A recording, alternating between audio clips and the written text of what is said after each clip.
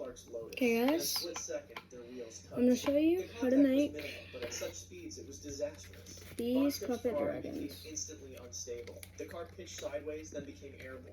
Like a missile without guidance, the Ferrari sailed toward the spectator. Have a lot right The fans stood in this watching area. behind a low fence. Can't They had see no them. time to react. The car slammed into the crowd. Take a piece of and fenced paper. with savage force. Metal twisted and shredded. The impact threw Von Tripp from his cockpit, his body tumbling across the ground like a rag doll. His helmet Fold it fell. about like His unprotected head this. struck the track Like surface that. repeatedly.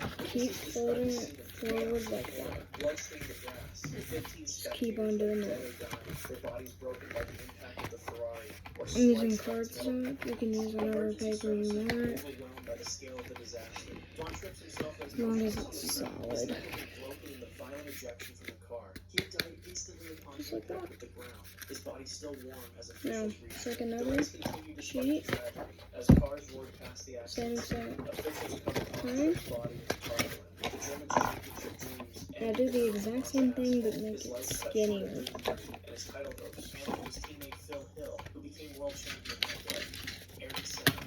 On May 1st, 1994, the San Diego Grand Prix at Imola was under a dark cloud. Just one day earlier, Austrian driver Roland Ratzenberger had died in qualifying. Despite this, Ayrton Senna, the three-time world champion and arguably the greatest Formula One driver in history, took his place on the starting grid. His Williams car sat in pole position, a familiar spot. And yep, like The that. race began, and Senna pulled away as Now expected. fold it On the 7th lap, his like car entered this. the high-speed Tamburello corner at approximately 190 miles per hour. What happened next would be scrutinized for years to come. Half. The Williams suddenly veered off course, continuing straight where the track curve left.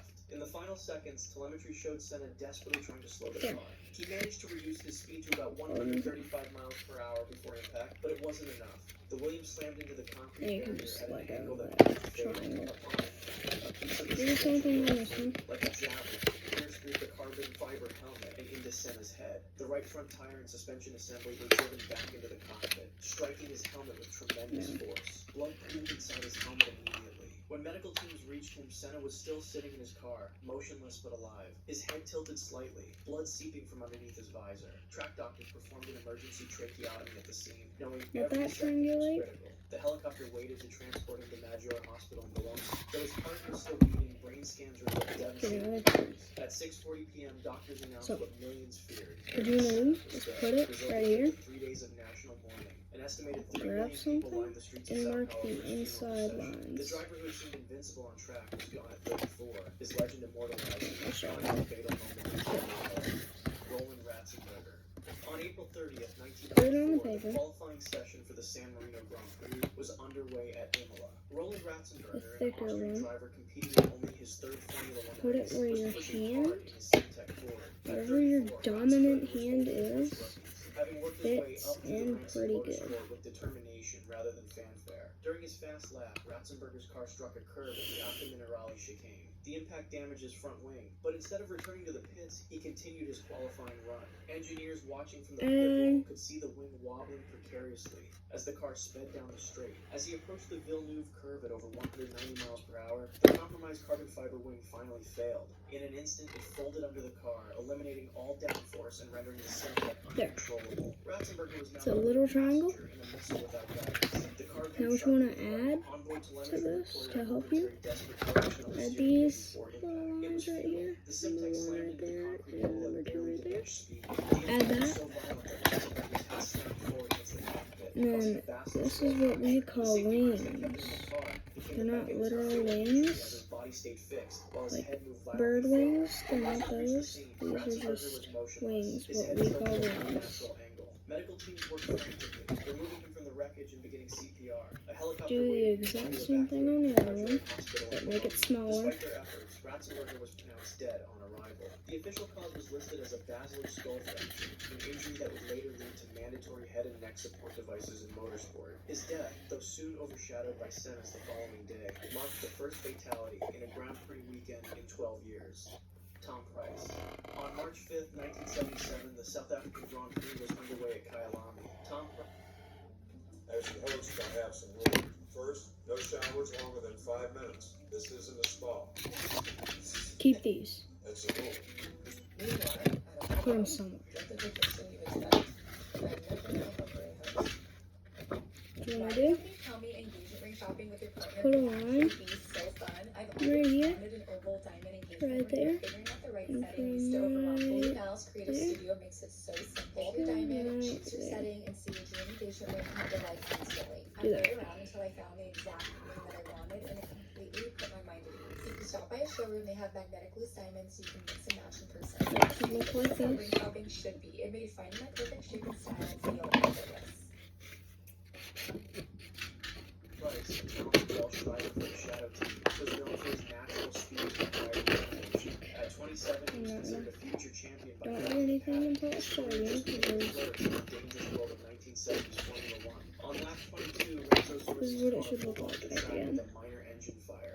Two Get marshals off on of the that. opposite side of the circuit ran across the track with two sets of fire extinguishers. The first made it across safely. The second, 18-year-old Frederick Jansen Van Buren, was not so fortunate. As Price crested the rise after the main straight, he was traveling at approximately 170 miles per hour. The marshal suddenly appeared in front of him, crossing directly into his path. Don't need this. The impact was devastating. The Shadow hit Van Buren with such force that the marshal's body was thrown high into the air, landing hundreds of feet away. His body was so This. badly mutilated that These officials lines. initially could not identify which marshal it was. But the horror did not end there. The 40-pound fire Oh, extinguisher that Van Buren had been carrying was struck by Price's car. It became a deadly projectile, flying directly into Price's face at relative speeds approaching 200 miles per hour. The extinguisher struck Price's helmet with devastating force, partially lifting his helmet Why did and it do causing that? fatal injuries to his head. The impact was so severe And then that do it on the the face other helmet side. offered no meaningful protection. Price's car continued down the straight, I mean, no the longer other one. controlled by its Whatever. driver. With Price already dead at the wheel, the Shadow veered into Jacques You should have Duffy's two lead before finally that look making like rest. that. When officials reached the car, they found Price still strapped in the cockpit, his face unrecognizable from the impact. The race continued around the two covered bodies on Now, the circuit. the biggest The red one flag procedures of the goes on the aeronautics first necessary one for you these made. deaths. Ronnie Peterson. On September 10, I'm gonna get tape 1978, for this part. You can use at glue. Monza began in chaos. Ronnie Peterson, the Swedish driver nicknamed Super Swede for his spectacular driving style, was in his black Lotus starting from the grid's midfield. Tall, blonde, and universally liked in the paddock, Peterson was one of Formula One's most popular figures. As the lights changed, the pack of powerful cars accelerated toward the first chicane. The narrow track couldn't accommodate the 24 cars fighting for position. James Hunt's McLaren veered slightly, touching another car. In an instant, what had been an orderly grid became a massive Here's spinning some colliding tape. machinery. Peterson's Lotus Make it was with pushed tape. into the barriers A at high sticky speed. set of The tape impact on was both violent, sides. crushing the front of the car and trapping his And legs it should in do twisted that. metal. Within seconds, the wreckage erupted in And then flames. you Fuel from put ruptured tanks ignited surrounding the Peterson's wing fire. Several drivers, this. including James Hunt, stopped and On ran the tape. back to the burning Lotus. They pulled Peterson from the inferno before he suffered severe burns, but the damage Put to the his wing legs was already on the done. tape. Both were And badly did the same broken, thing on with the other multiple side. compound fractures clearly visible as they laid him on the track surface. When medical crews arrived, Peterson was conscious and talking. His injuries, while serious, didn't appear life-threatening. He was transported to Guarda Hospital in Milan, where x-rays confirmed at least 27 fractures in his legs and feet. Doctors decided to operate immediately to stabilize the fractures. What no one realized was that bone marrow from the multiple fractures had already entered Peterson's bloodstream. During the night, he developed fat embolism syndrome. Tiny globules of fat began blocking small blood vessels in his lungs and brain. His breathing became labored. His organs started failing one by one as oxygen couldn't reach his tissues. By morning, Peterson was in critical condition. His wife, Barbara, rushed to his bedside but arrived too late. At 9:55 a.m. Turn on your hand, September can 11th, fit in. Ronnie Peterson died at age And it 34, will not from burns barely or immediate fall. trauma, but from the insidious internal damage that no one had detected in time. Jules Bianchi. On October 5th, 2014, the Same Japanese thing Grand for the other Prix at one. Suzuka was being lashed by torrential rain from an approaching typhoon. The race had started under safety car conditions and visibility was poor. Jules Bianchi, a 25-year-old French driver for Marussia and a Ferrari Academy prospect, was fighting hard to earn his team valuable championship points. By lap 43, the rain had intensified. Adrian Soudal-Sauber had already aquaplaned off the track at the Dunlop curve, hitting the tire barrier. A recovery crane had been dispatched to remove Soudal's car, positioned just beyond the runoff area. As Bianchi approached the same corner, his car began to hydroplane on the wet surface. He lost control at approximately 134 miles per hour, sliding off at virtually the same point as Soudal had moments before. But unlike Soudal, Bianchi's trajectory took him directly toward the recovery vehicle. The Marussia slid beneath the rear of the 13-ton crane. There was no no safety skirt to prevent such an intrusion. The impact sheared off the roll hoop of Bianchi's car and caused a deceleration measured at 254 G, among the highest ever recorded in motorsport. The blow was crushing. Bianchi's helmet struck the underside of the crane with tremendous force. Although the carbon fiber shell remained intact, the sudden deceleration caused devastating diffuse axonal injury to his brain. When medical teams reached him, he was unconscious, but breathing. No. Carefully I extracted should from have the these two. cockpit, Bianchi this- was transported by ambulance to Meade University Hospital. Neurosurgeons performed immediate emergency surgery to address the critical brain trauma, but the prognosis was grim from the this one? start. Bianchi never regained consciousness. For 9 months, he remained in a coma. His family maintained a constant vigil. Machines kept him breathing, while doctors repeatedly explained the irreversible nature of his brain injuries. On July 17, 2015, Jules Bianchi died at a hospital in Nice, France, still just 25 years old. He became the first driver to die from racing injuries in Formula One in 21 years, breaking a safety record that the sport had been proud of since Ayrton Senna's death. Jochen Rindt, on September 5, 1970, qualifying for the Italian Grand Prix was underway at the Monza circuit. Jochen Rindt, an Austrian driver known for his spectacular car control and fearless style, was leading the championship by a substantial margin. At 28, he had finally secured a competitive car with the Lotus team, after years of struggle in less reliable machinery. Rindt was pushing hard during the session, determined to secure pole position despite concerns about his car's safety. The Lotus 72 was fast but fragile. Its designer Colin Chapman, infamous for building cars that were light, innovative, and often on the edge of structural I'm integrity. gonna cut As this. Rindt approached the where it parabolic fits corner at around approximately your 175 miles per hour, thumb. something went catastrophically wrong. Later investigation would reveal that a brake shaft had Like failed, causing a sudden and complete loss of braking power. In that split second, Rindt became a passenger in an uncontrollable machine. The Lotus veered Yeah, sharply you're to the gonna left, use skidding across the glue track toward the to guardrail. glue it. There was no runoff area in 1970, just a thin metal barrier between the track and the trees beyond. The Lotus slammed underneath the guardrail at tremendous speed, the metal edge slicing through the front of the car like a knife. Rindt was wearing only a lap Just like belt, that. having refused to use the available shoulder straps because they inhibited his movement in the cockpit. This decision proved fatal. As the car violently decelerated, Rindt's body continued forward. The impact forced him down in the cockpit, the edge of the steering wheel crushing his throat and chest against the lap belt. When track workers reached the scene, they found Rindt still alive but unconscious and gravely injured. His throat had been severely traumatized, cutting off his airway. Despite frantic efforts to save him, Jochen Rindt was pronounced dead upon arrival at the hospital. The season continued without him, but no driver could overcome Rindt's points lead. 2 months later, he became Formula One's only posthumous world champion, his widow Nina collecting the trophy he would never hold.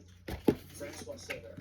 On October 6, 1973, the final qualifying session for the United States Grand Prix was underway at Watkins Glen. Francois Sever, the handsome 29-year-old French driver for Tyrrell, was being groomed as the successor to his teammate and mentor, Jackie Stewart. With his movie star looks and natural speed, Sever represented the future of Formula One, a rising star in a dangerous era. Stewart was set to retire after this race, his 100th Grand Prix, and had been teaching Sever everything he knew. The French was determined to show his readiness to lead the team with a strong qualifying performance that Saturday morning. As Sievert approached the challenging uphill Essa section at approximately 150 miles per hour, his Tyrrell suddenly snapped to the right. What caused the initial loss of control would never be definitively determined. The car struck the right side guardrail with tremendous force, then ricocheted across the track into the left side barrier. The second impact was even more violent than the first. The Tyrrell hit at such an angle that it was launched into a terrifying series of rotations. It began to disintegrate, parts scattering across the track as the monocoque twisted and contorted. The force was so extreme that the guardrail buckled, creating a gap that allowed the car to partially pass through. When the Tyrrell finally came to rest, it was nearly unrecognizable. Yeah, The I'm car being had been torn stupid apart, right with now. Sever still strapped inside what remained of the cockpit. The barriers had sliced through the vehicle, effectively cutting it in two. Jackie I'm Stewart, just following being an behind on idiot. track, came upon the scene moments later. He immediately recognized the destroyed car and Just stopped. be a What he saw idiot was so on that. horrific that he would later refuse to describe it in detail. Sever had suffered fatal injuries, his body partially dismembered by the metal Like that. barriers. Death had been instantaneous. Officials quickly covered the wreckage with a tarpaulin. The Tyrrell team immediately withdrew from the race. Jackie Stewart's illustrious career ended not with a final race, but with the death of his protege. Here's courage. On June 25th, 1970, the Dutch Grand Prix was being held at the Zandvoort Put out circuit. a longer piece. A British driver Make sure from it the fits wealthy over your Bruin family fingers. was piloting a De Tomaso car for the Frank Put off Williams the team. extra. At 28, Courage was known for his aristocratic background and devil-may-care attitude, a throwback to the gentleman racers of an earlier era. By lap 23, Courage was pushing hard, the De Tomaso's Ford Cosworth engine howling as he navigated avoided the circuit's flowing curves. As he approached the fast right-hander at Tunneloo's, disaster struck. The suspension on his car suddenly failed, likely due to metal fatigue that had gone undetected. Without warning, the De Tomaso veered off the track at nearly 150 miles per hour. The car slammed into the soft sand that lined the circuit, digging in and beginning a violent series of rolls. With each impact, pieces of the car were torn away. One of the front wheels, still attached to the suspension assembly, was ripped off and sent flying. In a cruel twist of fate, this wheel and suspension unit came down directly on the cockpit area. The impact was violent, causing fatal head injuries to Courage instantly. But what followed made the scene even more horrific. The magnesium component of the De Tomaso's chassis, lightweight but highly flammable, ignited a flame. Within seconds, the wreckage was engulfed in intense white-hot flames that burned at over 3,000 degrees. Magnesium fires cannot be extinguished by conventional means, and the heat was so intense that marshals could not approach. Inside the burning chassis, Courage's body was consumed by the inferno. The heat was so extreme that even his helmet melted in the blaze. Track workers stood helplessly by, unable to intervene as the fire burned with unstoppable ferocity. When the flames finally subsided, leaving only a blackened chassis, medical officials were faced with the grim task of recovering what remained. The severity of the fire had made the scene nearly unrecognizable as a racing car. The race continued, Jackie Stewart eventually taking victory, though his celebrations were notably subdued. Riccardo Paletti. On June 13, 1982, the Canadian Grand Prix was about to begin on the Circuit Gilles Villeneuve in Montreal. Among the drivers on the grid was Riccardo Paletti, a 23-year-old Italian rookie competing in only his second Formula One race. Driving for the small Osella team, Paletti was determined to make his mark in the sport after a difficult debut at the Monaco Grand Prix earlier that season. As the starter raised the green flag, Didier Pironi's Ferrari stalled on pole position. Yellow warning lights flashed, but in the days before sophisticated radio communications, many drivers at the back had no way of knowing about the stationary car ahead. The field began to navigate around the stranded Ferrari, but Paletti, starting from the back, had limited visibility. By the time he saw Pironi's car, it was too late. Paletti's Osella slammed into the back of the Ferrari at nearly 110 miles per hour. The impact was so violent that the front of Paletti's car was completely crushed, driving the front suspension back into the cockpit where Paletti sat strapped in. The young Italian was pinned in the wreckage, conscious but unable to move as his chest was crushed against the steering column. Rescue workers frantically tried to reach him, but their efforts were complicated when fuel began leaking from the ruptured tanks. Just 30 seconds after the initial impact, the spilled fuel ignited. Flames engulfed the wrecked Osella with Paletti still trapped inside. Pironi and several marshals fought the fire with extinguishers, temporarily keeping the flames at bay long enough for medical personnel to reach Paletti. When they finally extracted him from the burning wreckage, Paletti was still alive but barely breathing. His chest had been crushed on impact, causing massive internal injuries. He was immediately transported to the Royal Victoria Hospital in Montreal, where doctors fought desperately to save him. Despite their best efforts, the trauma was too severe. Riccardo Paletti was pronounced dead shortly after arrival, having suffered fatal chest injuries from the initial impact rather than the subsequent fire. You finish your base, but we still gotta do, Mark Donohue, on August 17, 1975, practiced for the Austrian Grand Prix, we still gotta do at the Österreich Ring. Mark Donohue, an American racing driver known as Captain Nice for his analytical approach and engineering background, was behind the wheel of his Penske-owned March. At 38, he had already achieved success in numerous racing disciplines, from Canada to NASCAR, even winning the Indianapolis 500. As Donohue approached a fast section of the circuit, a tire on his March suddenly failed. The car veered off the track at high speed, careening toward the barriers. In a desperate attempt to slow the car, Donohue managed to steer away from the solid guardrail, instead crashing into a set of catch fencing and advertising hoardings. The impact wasn't particularly violent by Formula One standards. The car broke through the fencing and came to rest without the devastating damage that had seen in fatal accidents. Donohue was able to extract himself from the car and stand on his own. He appeared shaken but largely unharmed, complaining only of a headache. Track medical staff examined him briefly at the scene and found no obvious injuries. The headache was dismissed as a likely result of the impact, something routine for racing drivers of the era. Donohue walked away from the crash, returning to his hotel to rest. During the night, his condition deteriorated rapidly. The headache intensified to unbearable levels. By morning, Donohue was vomiting and confused, classic symptoms of what doctors would later identify as a cerebral hemorrhage. A seemingly minor piece of debris had struck his helmet during the crash, causing bleeding inside his brain and slowly building pressure.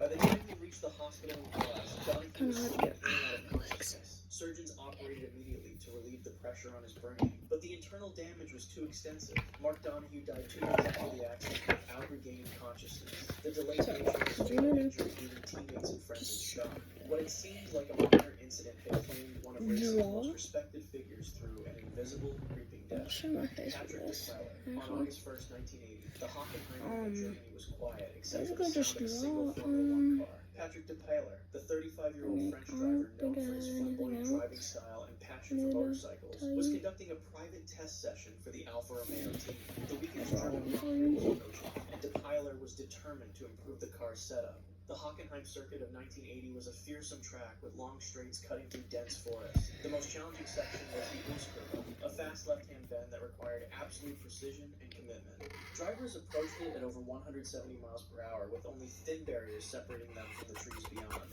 At approximately 10:30 in the morning, Depailler was on his fourth lap of the day. As he entered the Oostkurve, something on the car failed completely.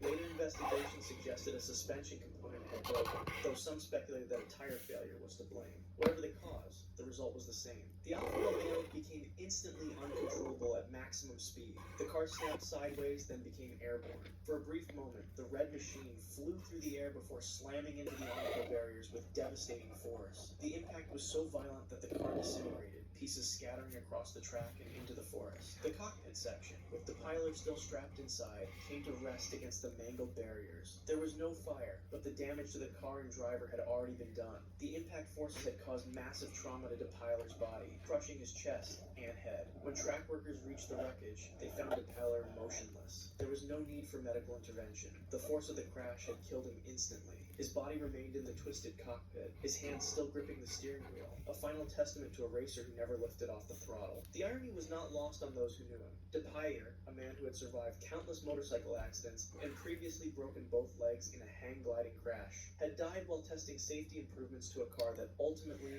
could not save him. Helmuth Koenig. On October 6, 1974, the United States Grand Prix was underway at Watkins Glen. Helmuth Koenig, a 25-year-old Austrian rookie, was driving the uncompetitive Surtees car in only his second Formula One race. Despite his limited experience at the sport's highest level, he had shown promise and a methodical approach to learning the difficult track. On the 10th lap, Koenig was navigating the challenging Watkins Glen circuit when disaster struck in the most mundane form. His right front tire suddenly deflated as he approached the sweeping right-hander at the end of the straight. Under normal circumstances, such a failure would lead to a controlled slide into the barriers, uncomfortable but rarely fatal. The car skidded off the track at approximately 140 miles per hour. Koenig braced for impact as the Surtees approached the guardrail. What should have been a simple barrier designed to absorb energy and protect drivers, instead became the instrument of his death. The bottom portion of the guardrail had been improperly installed. When Koenig's car hit the barrier, instead of deflecting or crumpling as designed, the metal rail gave way at the bottom while remaining intact at the top.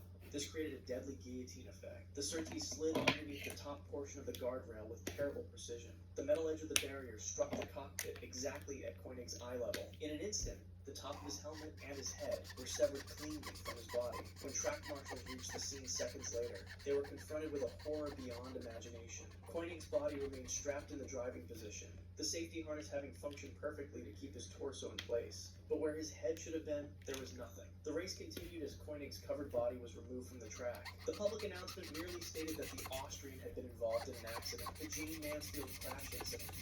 On June 29, 1967, Jane Mansfield prepared for a late-night drive from Biloxi to New Orleans. The 34-year-old Hollywood actress had just finished a nightclub performance at the Gus Stevens Supper Club. Mansfield sat in the front passenger seat of a 1966 Buick Electra 225. Her boyfriend, lawyer Sam Brody, occupied the seat behind the driver. Ronnie Harrison, a 20-year-old driver, sat behind the wheel. In the back seat, 3 children slept peacefully. Mariska, architect, age 3, and her 2 brothers, Mickey 6 and Zoltan 8. The group departed Biloxi around 12:30 a.m. Highway 90 stretched ahead through the Louisiana darkness. Dense fog had settled over the coastal highway, reducing visibility to less than a quarter mile.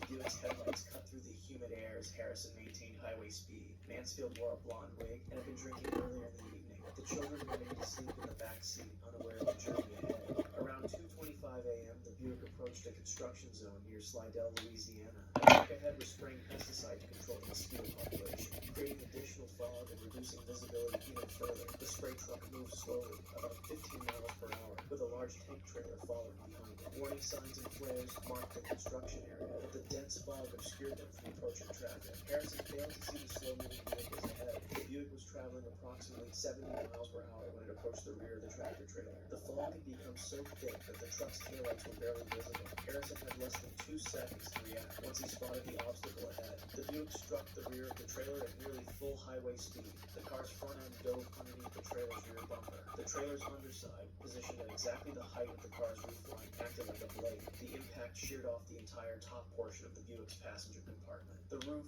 was severed cleanly at the mid level, crushing everything above the dashboard. The 3 adults in the front seat died instantly from massive head trauma. Mansfield's blonde wig was torn from her head and thrown onto the highway, leading to widespread but false reports that she had been decapitated. Brody and Harrison also suffered fatal head injuries from the trailer's underside. The force of the impact drove the car forward several more feet before it came to rest beneath the trailer. The children in the back seat survived the crash with various injuries. The rear portion of the car remained largely intact, protecting them from the trailer that crushed the front compartment. Mariska Hargitay suffered a small scar above her right eye that remains visible today. Her brother sustained cuts and bruises, but no life-threatening injuries. Emergency responders arrived at the scene within minutes of the crash. The fog continued to hamper rescue efforts and created dangerous conditions for other vehicles approaching the accident site. Paramedics pronounced the 3 adults dead at the scene. The children were transported to a local hospital for treatment of their injuries. The crash led to federal requirements for rear underride guards on large trucks, designed to prevent cars from sliding underneath trailers during rear-end collisions. The Ricardo Hornos burning car crash incident. On March 15, 1987, Ricardo Hornos finished his shift at a downtown San Francisco office building. The 28-year-old maintenance supervisor walked to his car in the parking garage. Hornos drove a 1985 Honda Civic that he had purchased 6 months earlier. The compact car had 87,000 miles on the odometer and needed minor repairs, but it provided reliable transportation for his daily commute to his home in Daly City. Rain had been falling steadily since early afternoon. The storm created slick conditions on Highway 101 where standing water collected in low-lying sections of roadway. Hornos merged onto the southbound lanes around 6:15 p.m., joining the heavy-duty traffic. Visibility was reduced due to spray from other vehicles and the steady rainfall. Most drivers had reduced their speed to account for the wet conditions. About 12 miles south of downtown, traffic began to slow near the Candlestick Park exit. A minor fender bender in the right lane had created a bottleneck, forcing vehicles to merge left. Cars were moving at approximately 25 miles per hour with stop-and-go patterns. Hornos followed about 3 car lengths behind a delivery truck, maintaining a safe distance on the left. A panel van in the left lane suddenly lost control in a patch of standing water. The driver overcorrected, sending the van skidding sideways across 2 lanes of My traffic. markers are drying out.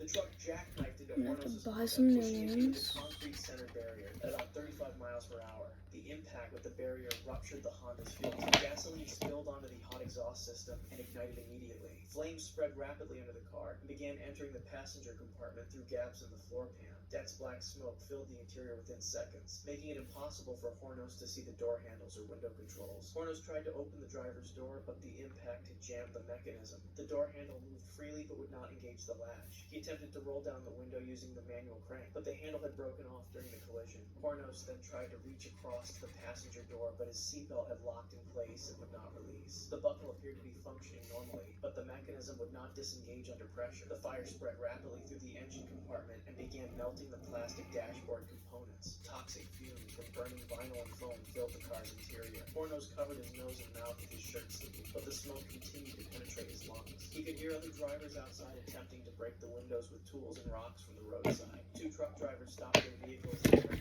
Here is the finish. but the safety glass held together despite forming spider-web cracks. The front windshield proved equally resistant to their efforts. The fire had grown too intense for them It's to already approach the driver's cardstock. side door, where flames were now visible through the windows. By the time emergency crews arrived, the Honda was fully engulfed Nothing in else you can flames. really do. Firefighters deployed foam to suppress the I think flames, it's but already the intense heat cardstock. prevented immediate rescue attempts. The car's interior temperature had reached We're gonna have to put it over 1,000 another Hornos paper. had succumbed to smoke inhalation and thermal injuries before rescuers could extract him from the vehicle. The fire department required nearly 20 minutes to extinguish the blaze and cool the wreckage sufficiently for recovery operations. Investigation revealed that the fuel tank rupture and subsequent fire were caused by the specific angle of impact with the barrier, which drove sharp metal fragments into the tank wall. The Ryan Fellows drag racing crash incident. On August 7, 2022, Ryan Fellows arrived at Las Vegas Motor Speedway for filming with the Discovery Channel's Street Outlaws television series. The 41-year-old drag racer from Amarillo, Texas, had been competing professionally for over 15 years. Fellows drove a heavily modified 1998 Nissan 240 40SX that produced over 1,200 horsepower through its turbocharged engine. The car featured a full roll cage, 5-point racing harness, fire suppression system, and other safety equipment required for professional drag racing. The filming section was part of the show's No Cut Kings series. The drivers compete on tracks without traditional drag racing preparation like traction compound. Fellows have competed in dozens of similar events across the country. The Las Vegas Motor Speedway provided a controlled environment with professional safety crews, medical personnel, and proper emergency equipment stationed throughout the facility. Fellows completed his pre-run safety checks around 3:30 p.m. The crew verified that his helmet was properly secured and that all safety systems were functioning correctly. The ambient temperature was 102 degrees Fahrenheit, creating challenging conditions for both engines and tires. The track surface temperature exceeded 140 degrees, reducing available traction for the high-powered vehicles. During the 8th-mile pass, Fellows' Nissan accelerated normally off the starting line. The car reached approximately 180 miles per hour by the 660-foot mark, running slightly quicker than his qualifying time from earlier in the day. Onboard telemetry later showed the engine was producing full power, and all systems were operating within normal parameters. Fellows maintained control through the middle section of the track. At approximately the 1,000-foot mark, traveling near 200 miles per hour, the car suddenly veered toward the right side of the track. The rear suspension appeared to fail, causing the vehicle to lose directional stability. Fellows attempted to correct the slide, but the extreme speed made recovery impossible. The car began rotating clockwise as it left the prepared racing surface. The Nissan struck a concrete barrier at an oblique angle while still traveling at approximately 150 miles per hour. The initial impact occurred on the passenger side, causing the vehicle to launch through the air and begin tumbling. The car completed 2 full rotations before striking the barrier a second time, this time on the roof and driver's side. The roll cage absorbed much of the impact energy, but the forces exceeded the structure's Alright, so design. now Safety crews reached the wreckage within 90 you seconds. should have The your car had come to rest upright but was heavily name, damaged throughout the passenger compartment. Fellows remained conscious initially and were able to respond to rescue personnel. The safety crews used hydraulic tools to remove sections of the roll cage and extract it from the vehicle. The extraction process required 12 minutes if due to you the structural damage. face it Fellows was towards transported you, by helicopter you want to this to University face Medical the Center in Las opposite Vegas, direction. arriving within 30 So for minutes of the you, crash. Medical personnel that, worked to stabilize his and then condition, but the injuries do that. sustained during the So high-speed impact were too severe. Fellows had suffered massive I'm gonna draw internal this. trauma despite the protection provided by his safety equipment. He Don't died know of his what I injuries want at to do. 6:47 p.m., approximately 3 hours after the accident. The crash investigation revealed that a rear suspension component had failed due to metal fatigue, causing the loss of control. The part had been inspected according to racing protocols, but microscopic cracks had developed from repeated stress loading during previous races. The Diane Schuler wrong way crash incident. On July 26, 2009, Diane Schuler loaded 5 children into her 2003 Ford Windstar minivan at Hunter Lake Campground in Parksville, New York. The 36-year-old mother from West Babylon had spent the weekend camping with her family. Schuler was driving her 2 children, Aaron 2 and Brian 5, along with her 3 nieces, Emma Hance 8, Allison Hance 7, and Katie Hance 5.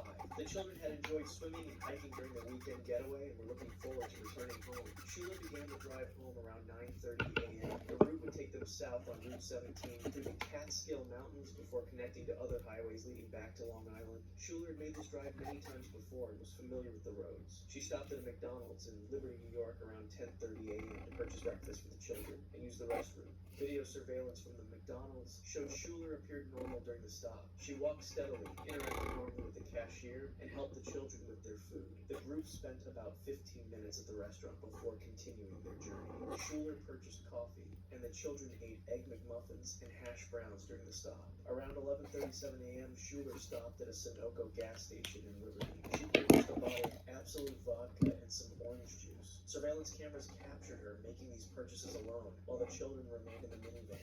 Schuler appeared to move normally and showed no obvious signs of impairment during this transaction. She paid cash for the items and returned to the vehicle. At approximately 1:02 p.m., Schuler called her brother Warren Hance from her cell phone. She told him she was not feeling well and was having trouble seeing clearly. Hans offered to come get them, but Schuler said she would pull over and wait for him. The call lasted about 4 minutes, and Hans immediately left his home to drive north and locate them. This would be their final conversation. Around 1:15 p.m., Schuler entered the Taconic State Parkway going the wrong direction at the Pleasantville Road interchange. The parkway is a divided highway with a grass median separating northbound and southbound traffic. Schuler drove south in the northbound lanes for 1.7 miles, traveling directly into oncoming traffic. Multiple drivers called 911 to report the wrong-way vehicle. The first 911 call came in at 1:33 p.m. from a motorist who reported seeing a red minivan driving south in the northbound lanes near Briarcliff Manor. Additional calls followed from other drivers who had to swerve to avoid collisions. State police immediately dispatched units to intercept the vehicle. Schuler continued driving at approximately 70 miles per hour against traffic. At 1:35 p.m., Schuler's minivan collided head-on with a 2004 Chevrolet Trailblazer driven by Michael Bastardi, 81. The SUV also carried Bastardi's son Guy, 49, and their family friend Daniel Longo, 74. The impact occurred at a combined speed of approximately 140 miles per hour as both vehicles were traveling at highway speeds in opposite directions. The collision completely destroyed both vehicles. Schuler died instantly from massive trauma, as did 4 of the 5 children in her van. The 3 men in the SUV were also killed immediately upon impact. Only Schuler's 5-year-old son Brian survived the crash, suffering broken bones and severe injuries, but remaining conscious. Emergency responders found him hanging upside down in his car seat, crying but alert. The Fireball Roberts NASCAR crash incident.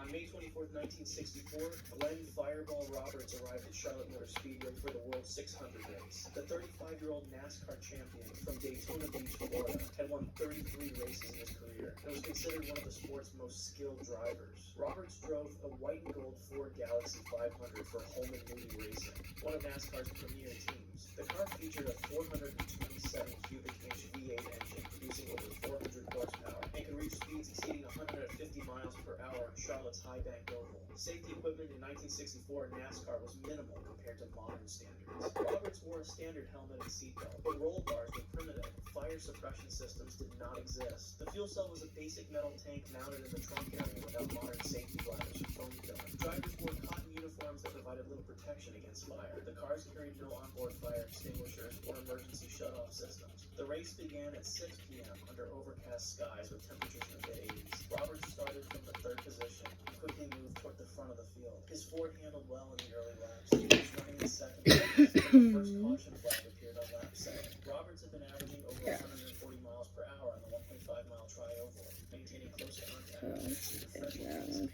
As the field bunched up for the restart, Roberts was running directly behind Paul Jarrett's Ford in the inside line. The cars were traveling approximately 100 miles per hour when Jarrett's vehicle suddenly slowed due to engine problems. Roberts had less than 1 second to react as Jarrett's car dropped back toward his position. The closing speed between the 2 vehicles was nearly 40 miles per hour. Roberts attempted to steer left to avoid Jarrett, but Junior Johnson's Dodge was already occupying that position. With nowhere to go, Roberts' Ford struck Jarrett's rear bumper and became airborne. The car flipped twice before landing upside down in a shower of sparks along the concrete retaining wall. The impact ruptured the fuel tank, and gasoline sprayed across the hot exhaust system and engine components. Fire erupted immediately as the fuel ignited. Roberts remained conscious and trapped inside the overturned vehicle as flames engulfed the cockpit area. The fuel continued feeding the fire, creating temperatures exceeding 1,800 degrees Fahrenheit around the driver's compartment. Roberts struggled to free himself from the seatbelt and crawled through the driver's side window opening, but the intense heat and smoke made escape nearly impossible. Track workers and fellow drivers rushed to the scene with portable fire extinguishers, but the primitive equipment was inadequate for a gasoline fire of this magnitude. Ned Jarrett and several of the drivers attempted to pull Roberts from the burning car, suffering burns to their hands and arms in the process. The track's fire truck required nearly 2 minutes to reach the accident scene due to its location on the far side of the speedway. Rescue crews finally extracted Roberts from the wreckage after battling the flames for over 3 minutes. He had sustained third-degree burns over 40% of his body, primarily on his face, hands, arms, and torso. Roberts remained conscious in the extraction and was transported immediately to Charlotte Memorial Hospital. Medical personnel began treating him for severe thermal injuries and smoke inhalation. Despite initial optimism from doctors, Roberts' condition deteriorated over the following weeks. The extensive burns became infected and developed pneumonia from smoke damage to his lungs. Roberts underwent multiple skin graft surgeries and spent weeks in the hospital burning and fighting for his life. His weight dropped from 135 pounds to less than 140 pounds during his hospitalization. On July 2nd, 1964, 39 days after the crash, Fireball Roberts died from complications related to his injuries. The cause of death was listed as pneumonia and infection secondary to thermal burns. Roberts' death shocked the NASCAR community and prompted the sanctioning body to implement its first major safety improvements, including better fire suppression systems and fuel cell regulations. If you want to see more videos and you put it directly where this is, supposed to go. Then, take whatever side, put it on.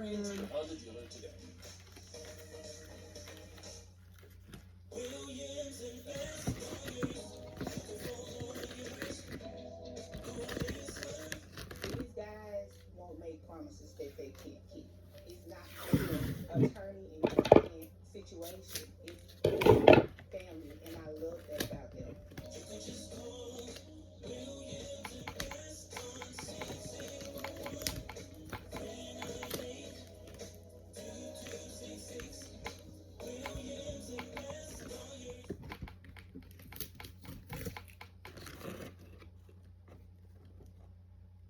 Wolfgang von Trips.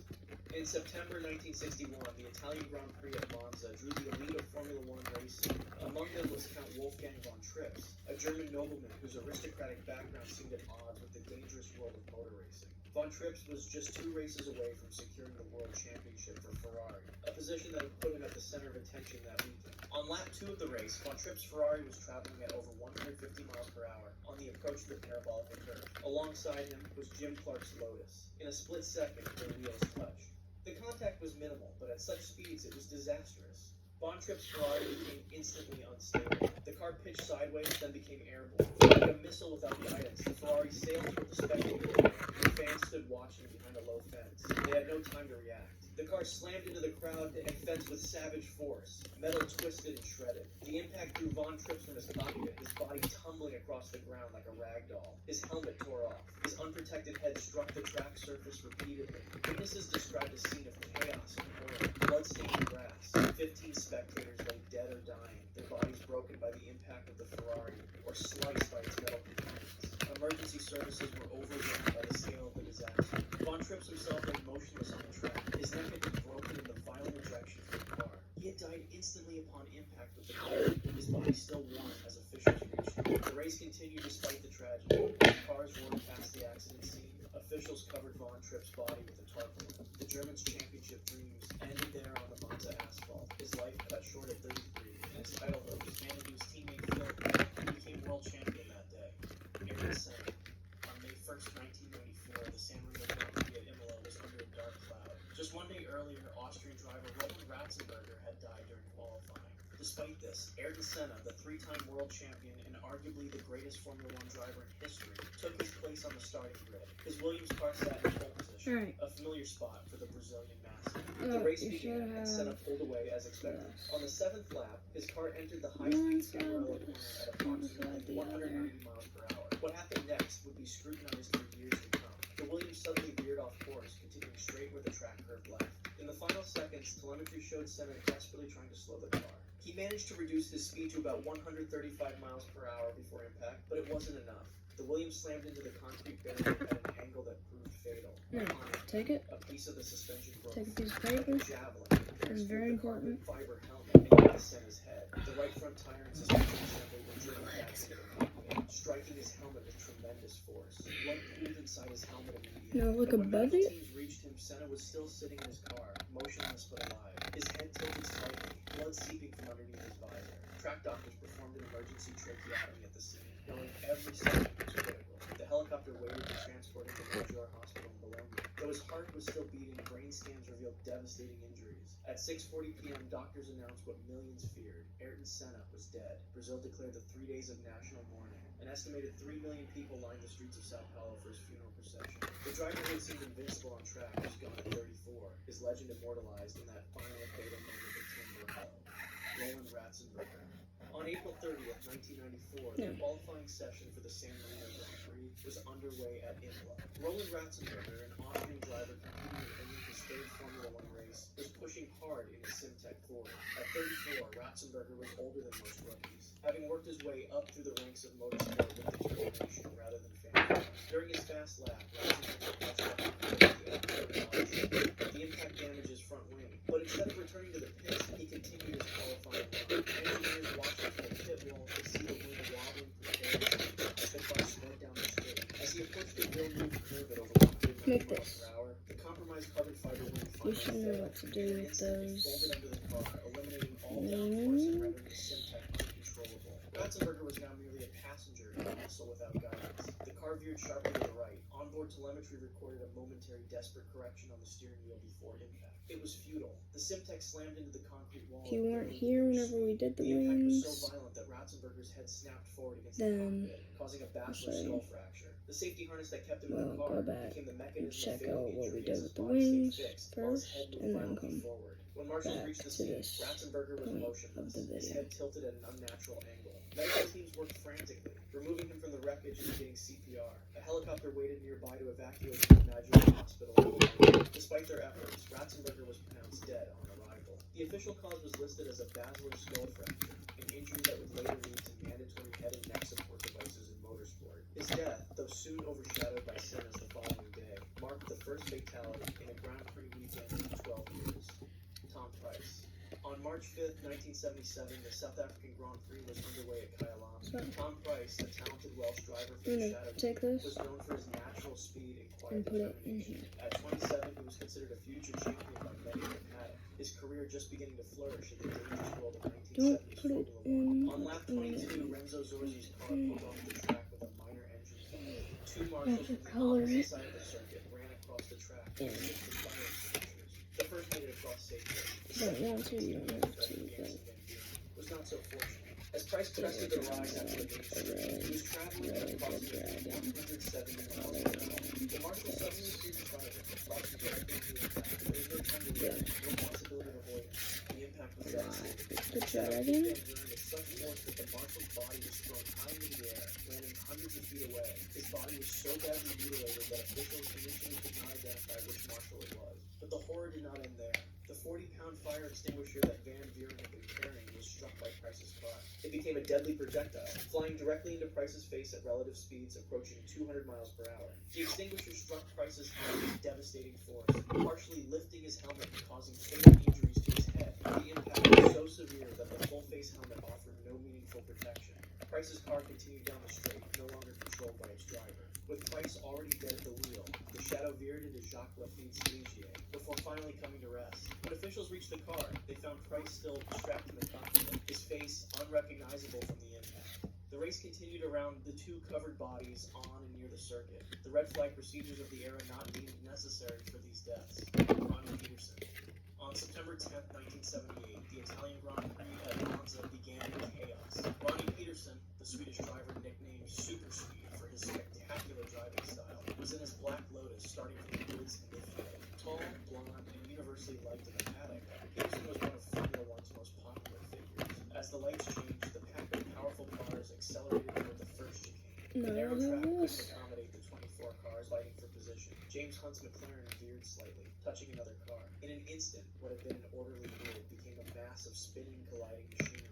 Peterson's Lotus was pushed into the barriers at high speed. The impact was violent, crushing the front of the car and trapping his legs in the twisted metal. Within seconds, the wreckage erupted in flames. Fuel from ruptured tanks ignited, surrounding Peterson in fire. Several drivers, including James Hunt, stopped and ran back to the burning Lotus. They pulled Peterson from the inferno before he suffered severe burns, but the damage to his legs was already done. Both were badly broken, with multiple compound fractures clearly visible as they laid him on the track surface. When medical crews arrived, Peterson was conscious and talking. His injuries, while serious, didn't appear life-threatening. He was transported to Niguarda Hospital in Milan, where x-rays confirmed at least 27 fractures in his legs and feet. Doctors decided to operate immediately to stabilize the fractures. What no one realized was that bone marrow from the multiple fractures had already entered Peterson's bloodstream. During the night, he developed fat embolism syndrome. Tiny globules of fat began blocking small blood vessels in his lungs and brain. His breathing became labored. His organs started failing one by one as oxygen couldn't reach his tissues. By morning, Peterson was in critical condition. His wife, Barbara, rushed to his bedside but arrived too late. At 9:55 a.m. on September 11th, That's Ronnie Peterson just died how at you age make 'em. 34, not from burns or immediate trauma, but from the insidious Do all internal that. You damage can do that no different one had designs detected if you in time. want. Jules Bianchi. Again, On I October 5th, did 2014, the Japanese when Grand I Prix at showed Suzuka you. was being lashed by torrential rain from an approaching typhoon. I The race had did. started under safety car conditions and visibility was poor. Jules Bianchi, a 25-year-old This one? French driver for Marussia and a What's Ferrari the name Academy prospect, was fighting hard to earn his team valuable championship Looks kind of yin By lap yang. 43, the Probably. round intensified. Adrian Sudal This Sauber one's had name already is aquaplaned Luna. off the track at the Dunlop curve, hitting the tire barrier. A recovery crane had been dispatched to remove Sudal's car, positioned just beyond the runoff area. As Bianchi approached the same corner, his car began to hydroplane on the wet surface. He It's lost hard to get control at the thumb approximately out. 134 miles per hour, sliding off at virtually the same point as Sudal had moments before. But unlike This Sudal, one Bianchi's is trajectory took him directly toward the recovery Spiral. crane. The Marussia slid beneath the rear of the 13-ton crane. There was no safety skirt to prevent such an intrusion. The impact sheared off the roll hoop of Bianchi's car and caused a deceleration measured at 254 G, among the highest ever recorded in motorsport. And this one's What was Astro. crushing, Bianchi's helmet struck the underside of the crane with tremendous force. Although the carbon fiber shell remained intact, the sudden deceleration caused devastating diffuse axonal injury to his brain. When medical teams reached him, he was unconscious, but breathing. Carefully extracted from the destroyed cockpit, Bianchi was transported by so ambulance to these the are University Hospital. Neurosurgeons performed immediate emergency ones surgery I to address have. the critical brain trauma, but the prognosis was grim from the So, start. Bianchi yeah, just never regained do. consciousness. For 9 Don't months, he copy remained my in coma, designs his family maintaining a constant vigil. unless I give you Machines kept him permission. breathing, while doctors repeatedly explained Ask in the irreversible comments, I'll conditions. respond. On July 17th, 2015, I will give died at a permission hospital in France, to still just 25 some years old. He became people, the not first all. driver to die from Okay? racing injuries in Formula I don't want 1 everybody automobiles, using breaking a safety my record that the sport had been dragons. proud of since Ayrton Senna's death. Jochen Rindt, on September 5th, So, 1970, qualifying for the Italian really Grand it. Prix was underway at the Monza circuit. Jochen Rindt, an Austrian driver known for his spectacular car control,